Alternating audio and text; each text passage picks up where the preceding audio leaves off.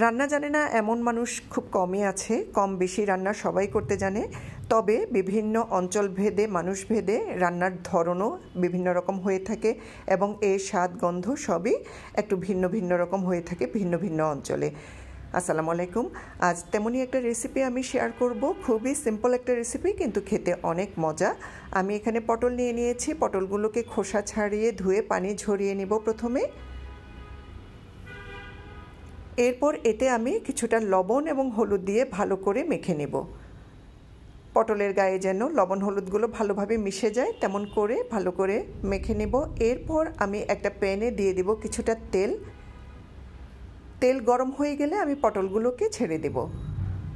তেলে পটল ছেড়ে দিয়ে কিছুক্ষণ ভালো করে নেড়ে চেড়ে পটলগুলোকে একটু ভাজা ভাজা করে নেব। তবে খেয়াল রাখতে হবে যেন বেশি ভাজা ভাজা না হয়ে যায়। বেশি ভাজা ভাজা হলে খেতে ভালো লাগবে না। আমি এভাবে পটলগুলোকে একটু কিছুক্ষণ ভেজে তারপর উঠিয়ে নেব। আমি পটলগুলোকে তুলিয়ে নিচ্ছি।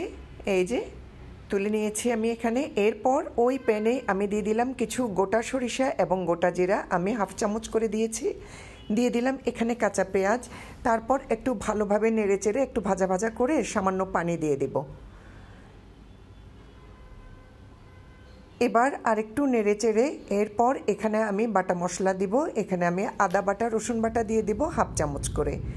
দিয়ে দিলাম স্বাদমতো লবণ এবং হলুদের গুঁড়ো দিয়ে একটু ভালো করে নেড়ে চেড়ে দিব।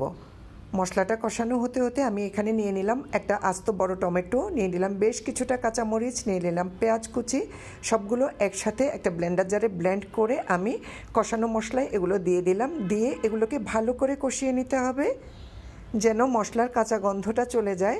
টমেটো এবং পেঁয়াজের কাঁচা গন্ধ থাকলে খেতে ভালো লাগে না। মশলা ভালোভাবে কষানো হয়ে গেলে আমি এখানে পটলগুলো দিয়ে দিচ্ছি। পটলগুলোকে ভালো করে নেড়ে চেড়ে মশলার সাথে মিশিয়ে কিছুক্ষণ কষাবো।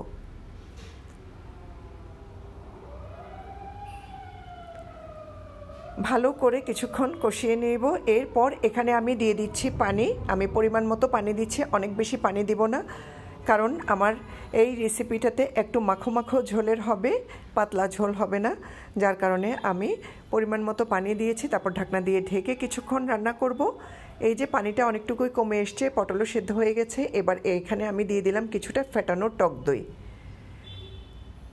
টক দই দিয়ে ভালো করে এটাকে নেড়ে চেড়ে দিব। এবার এখানে আমি দিয়ে দিব কিছু চিনি। এটা স্বাদের ব্যালেন্সের জন্য দিচ্ছি। কিছুটা চিনি দিয়ে একসাথে ভালো করে মিশিয়ে নেব। অনেক সহজ এই রান্নাটা, খেতে কিন্তু ভীষণ মজা লাগে। তেমন কোনো বাড়তি উপকরণেরও প্রয়োজন হয় না, কিন্তু খেতে অনেক মজা। দিয়ে দিলাম কিছুটা কাঁচা মরিচ। লাস্টের দিকে কাঁচা মরিচগুলো দিলে খেতে অনেক ভালো লাগে। এই তো আমার রান্নাটা পুরাই কমপ্লিট হয়ে গেছে। এটা ভাতের সাথে যেমন ভালো লাগবে, রুটি পরোটার সাথেও খেতে অনেক ভালো লাগবে। একবার ট্রাই করে দেখতে পারেন, আশা করি অনেক ভালো লাগবে। এই যে দেখতেও কতটা সুন্দর হয়েছে, কালারটাও অনেক সুন্দর হয়েছে, খেতেও কিন্তু বেশ ভালো হয়েছিল।